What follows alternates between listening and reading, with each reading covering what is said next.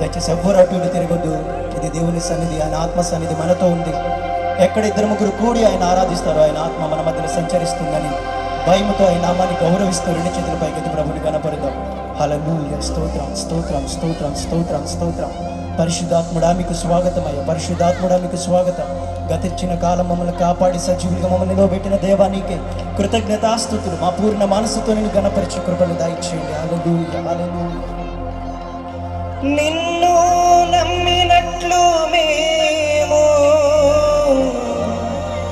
వేరే ఎవరిని నమ్మలేదయ్యా.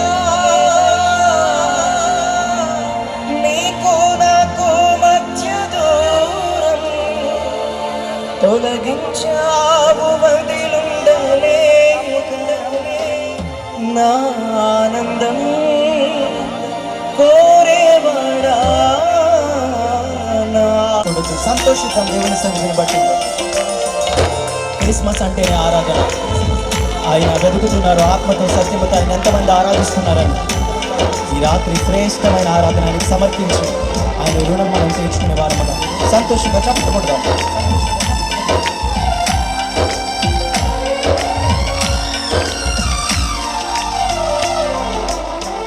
మేలు చేయక నీవు ఉండలేవయ్యా, ఆరాధించక మేము ఉండలేవయ్యా. పాడదామా? మేలు చేయక నీవు ఉండలేవయ్యా, ఆరాధించక మేము ఉండలేవయ్యా. యేసయ్యా యేసయ్యా యేసయ్యా యేసయ్యా. యేసయ్యా. ఆత్మతో సత్యముతో ఆయనకి కృతజ్ఞతాస్తుతులు చెల్లిస్తుంది.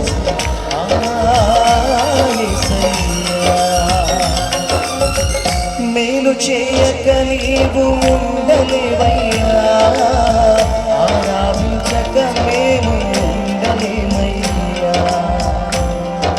గతకాలం అంతా కాపాడిన దేవుడు వ్యాధుల నుంచి, బాధల నుంచి, కష్టాల నుంచి, శోధన నుంచి విడిపించి మరణకరమైన బాధల నుంచి తప్పించి ఈ రాత్రిలో సంతోషాన్ని ఇచ్చిన దేవునికి ఏ విధంగా కృతజ్ఞతలు చెల్లించేయగలం?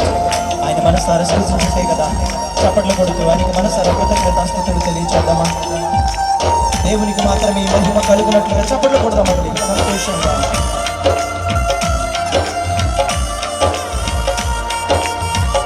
మన ద్వారా క్రిస్మస్ ద్వారా ఆయన నామమే మహిమపరచబడాలి.